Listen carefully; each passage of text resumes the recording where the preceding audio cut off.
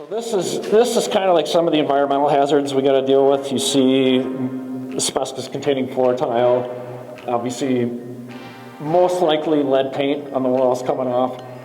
This is all stuff that would have to be cleaned up properly prior to redevelopment or reuse. That was Rob Wilhelmi, the city's brownfields redevelopment specialist. He's talking about some of the challenges of redeveloping the 57,000 square foot former Rockford Armory.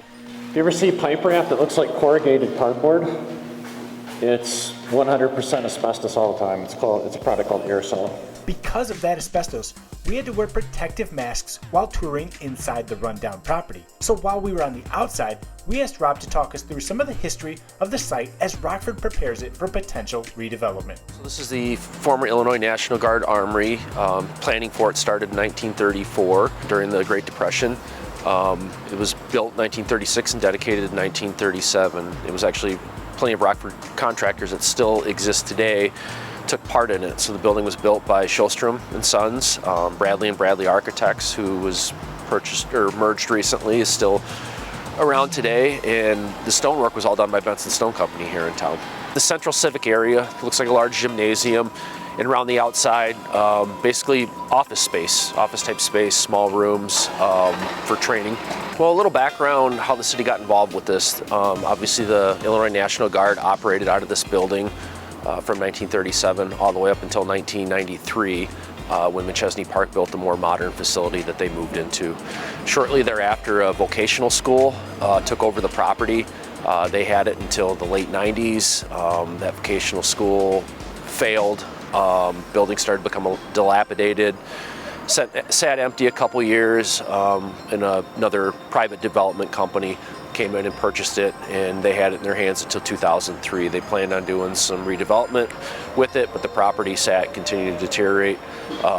So the city stepped in 2006 in order to take over the property and try to market it and repurpose it for redevelopment.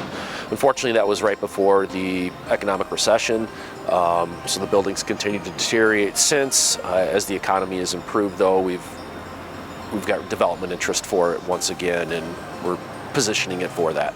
For sitting empty for 25 years, the steel deck and steel beams in here are in immaculate shape.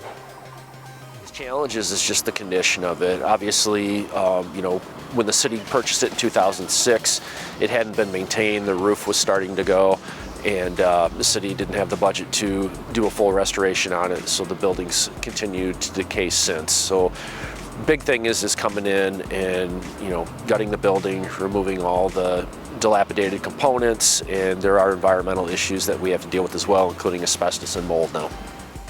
Interesting stuff about this building is it is basically untouched from when the city acquired it. The Park District has used some areas of it for storage over the years, and there's still some items in there.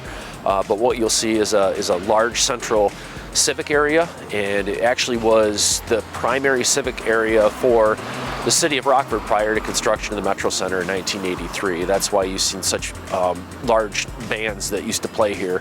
If you look at the list of musicians that have been here in the 70s, it was the who's of 70s rock and roll. I mean, you had Fleetwood Mac, you had Styx, Cheap Trick, ZZ Top, you name it, they've been here. REO Speedwagon, the list just goes on and on.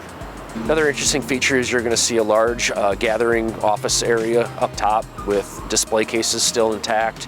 Obviously, weather has jeopardized them over the years, but it's kind of cool to see what used to be there and what will most likely be restored, because historic tax credits are one of the primary redevelopment tools for this property, which means State Historic Preservation Agency, National, HP will become involved, and they'll have a say in historic features that will need to stay as the property gets redeveloped.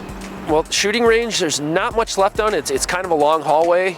You could actually see the bullet strikes on the end of the wall. There's some styrofoam and some sand that was used as a backstop down at the end, and then a ventilation system where the actual shooting was good. But it's dark, it's kind of cool because you can, like I said, see all the bullet strikes on the walls. Gives me quite a sense of accomplishment. I mean, like I said, when I started working for the city in 2015, a lot of these types of projects were just dreams, and now to actually see them bearing fruit and under redevelopment, it's just a great thing for the city.